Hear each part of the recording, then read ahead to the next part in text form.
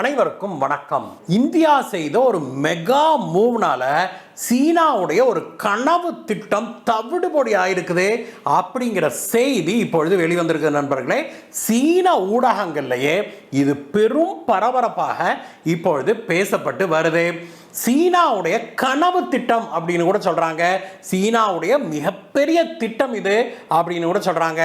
அது முழுக்க முழுக்க இப்பொழுது இந்தியா செய்த செயலால அப்படியே ஸ்தம்பித்து நின்றிருக்குது, தவிடுபொடி ஆயிடுச்சு அந்த திட்டம் அப்படிங்கிற செய்தி தான் இன்றைய ஹைலைட்டே. சீனாவுடைய திட்டம் என்ன, இந்தியா எப்படி அந்த திட்டத்தை தவிடுபொடியாக்குச்சு, இதை பற்றி தான் இன்னைக்கு பார்க்க போறோம் நண்பர்களே. வாங்க.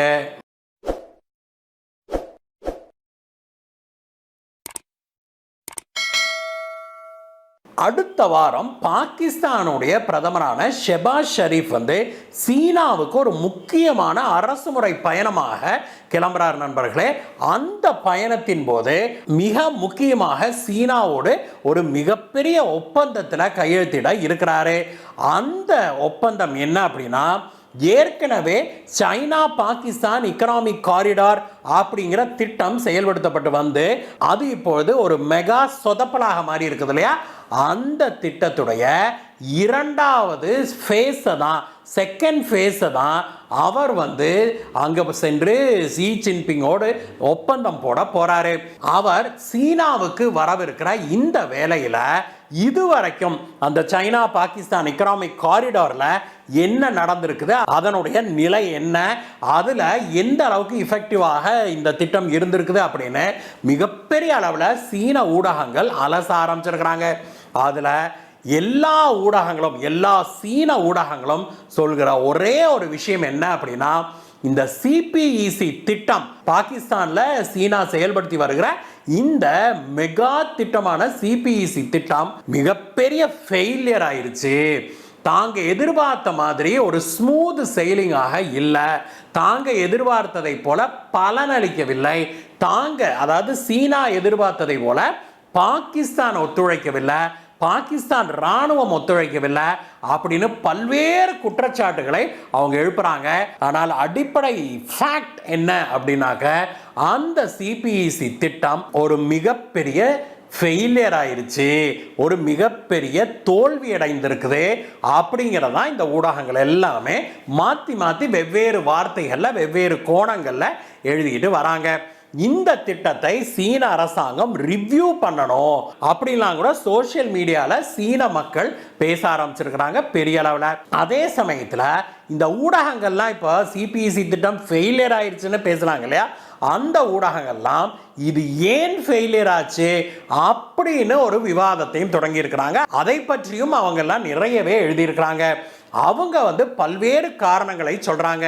முதலாவதாக இந்த பாகிஸ்தான் ஒத்துழைக்கல, ராணுவம் ஒத்துழைக்கல, அது போக பாகிஸ்தான்ல கடந்த சில வருடங்கள்ல தீவிரவாதம் மிகப்பெரிய அளவில் தலையெடுத்திருக்குது. சீனர்கள், சீன பொறியாளர்கள், சீன பணியாளர்கள், ஸ்கில்டா இருந்தாலும் சரி, அன்ஸ்கில்டு லேபரா இருந்தாலும் சரி, சீனர்கள் பாகிஸ்தான்ல வேலை செய்யறாங்க இல்லையா, அந்த இடங்களை டார்கெட் பண்ணி சீனர்களை கொல்வதையே ஒரு குறிக்கோளாக கொண்டு பலூச்சிஸ்தான் லிபரேஷன் ஆர்மி போன்ற விடுதலை இயக்கங்கள் செயல்பட்டு வர்றாங்க. இந்த இயக்கங்களை தீவிரவாத இயக்கங்கள் அப்படின்னு பாகிஸ்தானும் சீனாவும் சொல்றாங்க. ஆனால் உண்மையில் அவை விடுதலை இயக்கங்கள் தான். அவங்க அவங்க நாட்டுக்கு ஒரு சுதந்திரம் கேட்கிறாங்க. பாகிஸ்தான் பலூச்சிஸ்தானை ஆக்கிரமிச்சு வச்சிருக்குது அப்படின்னு சொல்லி அவங்க சுதந்திரம் கேட்கிறாங்க. இப்படி பாகிஸ்தான் ஆக்கிரமிச்சு வச்சிருக்கிற எங்களுடைய பூமியில சில பகுதிகளை சீனாவுக்கு தாரை வார்ப்பதா? உதாரணத்துக்கு குவாதர் துறைமுகம் இருக்குது. குவாதர் துறைமுகத்தை சீனாவுக்கு தாரை வார்த்தை கொடுத்துருச்சு பாகிஸ்தான். ஆனால் அந்த குவாதார் துறைமுகம் எங்க இருக்குது? பலூச்சிஸ்தான்ல இருக்குது. அவங்க என்ன சொல்றாங்க, அந்த மக்கள், பலூச்சிஸ்தான் மக்கள் என்ன சொல்றாங்க, இந்த குவாதார் துறைமுகம் எங்களுக்கு சொந்தமானது, எங்க நாட்டின் ஒரு பகுதியை சீனாவுக்கு தாரை வார்ப்பதற்கு பாகிஸ்தான் யாரு அப்படின்னு சொல்லி கடந்த பல வருடங்களாக இந்த குவாதார் துறைமுகத்தில் பெரும் அளவிலான தாக்குதல்களை அவங்க நடத்தி வராங்க. அங்க வேலை செய்கிற சீன பொறியாளர்கள், சீனர்கள், அங்கே வேலை செய்கிற சீன லேபரர்ஸ் இருப்பாங்க இல்லையா, அப்படின்னு சீனர்களை குறிவைத்தே இந்த குவாதர் துறைமுக பகுதி முழுவதும் பயங்கரமான தாக்குதல்கள் நடந்திருக்குது. இந்த வருடம் ஜனவரியிலிருந்து நீங்க ஏப்ரல் வரைக்கும் எடுத்துட்டோம் அப்படின்னா இதுதான் பாகிஸ்தானுடைய சரித்திரத்திலேயே மிக அதிக தீவிரவாத தாக்குதல்கள் நடந்த காலகட்டம் அப்படின்னா பார்த்துக்கோங்களேன். சென்ற ஆண்டு முழுமையிலையும் 122 தீவிரவாத தாக்குதல்கள் நடந்திருக்குது பாகிஸ்தான்ல. ஆனால் கடந்த 5 மாதங்கள்ல மட்டுமே கிட்டத்தட்ட 129 தீவிரவாத தாக்குதல்கள் நடந்திருக்குது.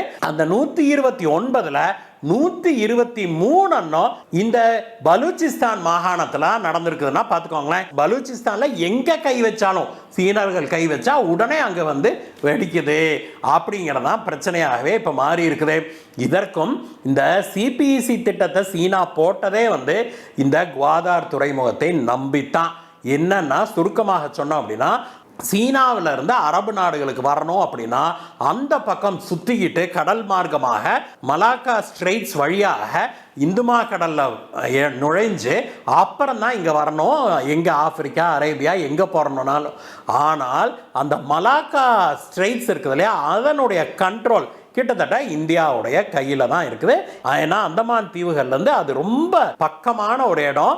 அந்த இடத்துல அந்தமான் தீவுகளில் இருக்கிற இந்திய கடற்படை வந்து அந்த மலாக்கா ஸ்ட்ரெயிட்ஸை தீவிரமாக கண்காணிச்சு அப்படி க்ளோஸ் இதுல சர்வேலன்ஸ்ல வச்சிருக்கிறாங்க.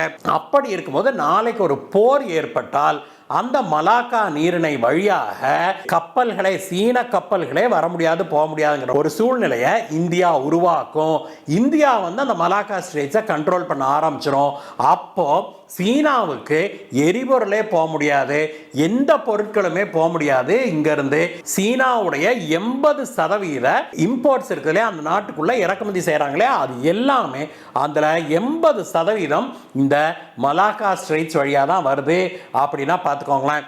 அதனால இதற்கு ஆல்டர்னேட்டிவாக இந்தியாவுக்கு அப்படி டேக்கா கொடுக்குறாங்களாம். இதுக்கு ஆல்டர்னேட்டிவாக சீனா என்ன பண்றான், சீனாவுக்குள்ள இருந்து ஜின்ஜியாங் மாகாணம் வழியாக பாகிஸ்தான்ல இருக்கிற குவாதார் துறைமுகத்துக்கு ஒரு 2300 கிலோமீட்டருக்கு ஒரு சாலை ஒன்று அமைக்கிறான், ஒரு மிகப்பெரிய ஹைவே. இது சீனாவில இருந்து அதே பகுதிக்கு அவங்க சுத்திட்டு வரணும் அப்படின்னா 12500 கிலோமீட்டர் ஆகும்னா பார்த்துக்கோங்களேன். இந்த ரோடுல 2300 கிலோமீட்டர் தான் ஆகும். அவ்வளோ பெரிய சாலையை அமைத்து அவன் அது வழியாக வாகனங்களை அனுப்புறான். அங்க இருந்து குவாதார் துறைமுகத்துக்கு சீனாவுக்கு போற பொருட்களை அங்க இறக்கி வச்சு அங்க இருந்து சாலை மார்க்கமாக அவன் ரோடு போட்டிருக்கிறான். ட்ரக்ஸ், லாரிகள் மூலமாக அனுப்ப முடியும். அதே போல ஒரு ரயில்வே தடமும் போட்டுட்டான். அதனால ட்ரெயின், குட்ஸ் ட்ரெயின் வச்சும் இங்க நம்மளால இங்க இருந்து சீனாவுக்குள்ள அனுப்ப முடியும். இதன் மூலமாக ஒவ்வொரு வருடமும் சீனாவுக்கு பல பில்லியன் அமெரிக்கன் டாலர் அளவுக்கு மிச்சமாகும் அப்படிங்கிறதான் கான்செப்டே. இதுல மிகப்பெரிய பிரச்சனை என்னன்னா, இந்த மக்கள், அதாவது பலூச்சிஸ்தான் மக்கள் இதை விரும்பல, அதனால அங்க அடிக்கிறாங்க அப்படிங்கிறதுக்கும் அப்பாற்பட்டு இந்த சாலை, இந்த ரயில்வே ட்ராக் எல்லாமே பாகிஸ்தான் ஆக்கிரமிச்சு வச்சிருக்கிற காஷ்மீர் பகுதிகள் மற்றும் கில்கித் பல்திஸ்தான் வழியாக தான் போகுது. இது இந்தியாவுக்கு சொந்தமான பகுதி அப்படின்னு இந்தியா சொந்தம் கொண்டாடி வருது. இப்படி இந்தியாவுக்கு சொந்தமான பகுதியை பாகிஸ்தான் ஆக்கிரமிச்சு வச்சிருக்கும் போது நீ அது வழியாக சாலை போட்டீங்கன்னா என்னைக்கு இருந்தாலும் உன்னை நாங்கள் அடிப்போம் அப்படின்னு இந்தியா இதற்கு எதிர்ப்பு தெரிவிக்க ஆரம்பிச்சிருக்குது. இதெல்லாம் ஒரு புறம் இருக்க, இந்த பக்கம் பாதுகாப்பு காரணங்கள்னால இப்பொழுது அந்த குவாதார் துறைமுகத்தையே பெரிய அளவில் பயன்படுத்த முடியாத அளவுக்கு சீனா தள்ளப்பட்டிருக்குது. இதுதான் இந்த சிபிஇசி திட்டத்தில் விழுந்த முதல் மிகப்பெரிய அடி அப்படின்னு சொல்லப்படுது. அதனால என்ன பண்றான் சீனாக்காரன், இந்த குவாதார் துறைமுகத்தை அப்படியே டம்மியா வச்சுட்டு அதற்கு பதிலாக கராச்சி துறைமுகத்துக்கு இன்னொரு சாலையை போட்டு இந்த ரோட்ல இருந்து அதை கனெக்ட் பண்ணி இப்பொழுது சரக்குகளை கராச்சி துறைமுகத்துக்கு அனுப்பிட்டு இருக்கிறாங்க. அங்கதான் உளுந்தது பாகிஸ்தானுக்கும் சீனாவுக்கும் அடுத்த அடி. அந்த சாலை பாகிஸ்தானுடைய பஞ்சாப் மாகாணம், சிந்து மாகாணத்து வழியா தான் போகுது. அங்க வந்து தீவிரவாதிகள் மறுபடியும் அடிக்க ஆரம்பிச்சிருக்கிறாங்க.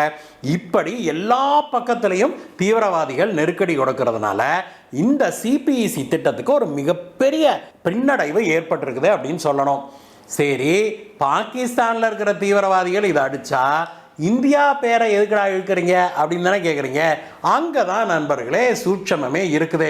பாகிஸ்தானும் சரி சீனாவும் சரி என்ன சொல்றாங்க அப்படின்னா, இந்த பலூச்சிஸ்தான் தீவிரவாதிகளாகட்டும் மற்ற ஆப்கானிஸ்தானில் இருந்து செயல்படுகிற பிற தீவிரவாத குழுக்களாகட்டும் பாகிஸ்தானில் யார் தீவிரவாத நடவடிக்கைகளை ஈடுபட்டாலும் சரி அது எல்லாத்துக்குமே பின்னாடி பின்புலமாக நிற்கிறது இந்தியா தான், இந்தியாவுடைய ரா அமைப்பு தான் அப்படின்னு சொல்லி பாகிஸ்தானும் சீனாவும் கதறிட்டு இருக்கிறாங்க.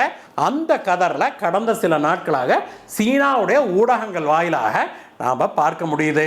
சீனா போட்டிருக்கிற இந்த மிகப்பெரிய சிபிஇசி திட்டத்துக்கு இந்தியா சதி வேலை செய்து அதை கெடுக்குது அப்படின்னு வெளிப்படையாகவே சீன ஊடகங்கள் பேச ஆரம்பிச்சிருக்கிறாங்க. முதல் ஃபேஸே சிபிஇசியுடைய முதல் பாகமே இந்த லட்சணத்தில் இருக்கும்போது என்ன தைரியத்தில் ஷெபாஸ் ஷெரீப் போய் 2வது பாகத்தில் கையெழுத்து போட போறாரு அப்படிங்கிற கேள்வியை நாம் கேட்கல நண்பர்களே, சீனாவுடைய மக்களே சமூக ஊடகங்களில் கேட்குறாங்க. அவங்க என்ன சொல்கிறாங்க, பாகிஸ்தான் ஒரு ரிலையபிளான பார்ட்னரே கிடையாது. ஏற்கனவே சீனா கிட்டத்தட்ட $100 பில்லியன் அளவுக்கு இந்த சிபிஇசி முதல் பாகத்துக்கு செலவு பண்ணிருச்சு. அதை பாகிஸ்தான் திருப்பி கட்டுறதுக்கே பாகிஸ்தான் கிட்ட எந்த வசதியும் இல்லை. அவன் வட்டி கூட கட்ட மாட்டேங்கிறான், லோனு தள்ளுபடி பண்ண சொல்லி கேட்டுக்கிட்டு இருக்கிறான், கெஞ்சிக்கிட்டு இருக்கிறான். இப்படிப்பட்ட சூழ்நிலையில் சீனா மேலும் $50 பில்லியன் $100 பில்லியன் கொண்டு போய் இந்த கேடுகட்ட பாகிஸ்தானுக்கு கொடுக்க வேணுமா? இப்படி ஒரு திட்டம் நமக்கு தேவையா? இது காஸ்ட் எஃபெக்டிவ்னஸ்ல பார்க்கும்போது நாம் இன்வெஸ்ட் செய்வதை விட நமக்கு கிடைக்கிற ரிட்டர்ன்ஸ் பன்மடங்கு குறைவு. இது வேஸ்ட் இன்வெஸ்ட்மெண்ட், தேவையில்லாம சீனாவை இது கடன் வலையில கொண்டு போய் சிக்குது அப்படின்னு பலரும் சமூக ஊடகங்கள்ல பேச ஆரம்பிச்சிருக்கிறாங்க நண்பர்களே. குறிப்பாக சீனர்கள் வெளிநாட்டில் போய் செட்டில் ஆயிருப்பாங்க இல்லையா, அவங்க தான் மிகப்பெரிய அளவில் இதை பெருசு பண்ணிட்டு இருக்கிறாங்க. ஆனால் இது எதை பற்றியும் கவலைப்பட மாட்டோம். அடுத்த வாரம் ஷெபாஸ் ஷெரீஃபும் நாங்களும் உட்காந்து மீண்டும் சிபிஇசியுடைய அடுத்த கட்டத்துக்கு நாங்கள் கையெழுத்து போட போகிறோம் அப்படின்னு சீனாவுடைய கம்யூனிஸ்ட் கட்சி இதற்கு ஒரு விளக்கமும் கொடுத்துருக்குது.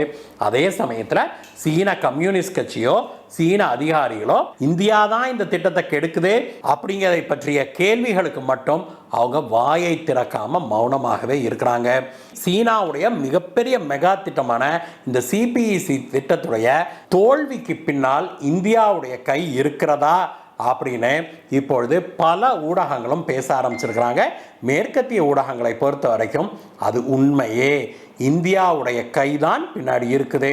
சிபிஇசியுடைய தோல்விக்கு காரணம் இந்தியாவுடைய செயல்பாடுகளே அப்படின்னு அவங்களும் சொல்ல ஆரம்பிச்சிருக்கிறாங்க. அது உண்மையா இல்லையான்னு நமக்கு தெரியல நண்பர்களே, ஆனால் அதை கேட்பதற்கு நமக்கு சந்தோஷமாக தான் இருக்குது. இந்த சிபிஇசி திட்டத்துடைய தோல்விக்கு பின்னால் இந்தியாவுடைய கை இருக்குதா, ரா அமைப்புடைய கை இருக்குதா அப்படின்னு நீங்கள் என்ன நினைக்கிறீங்க? உங்களுடைய கருத்து என்ன? கமெண்ட்ஸில் சொல்லுங்கள் நண்பர்களே. மீண்டும் உங்களை வேற வீடியோ சந்திக்கிறேன் கைஸ். பாய்.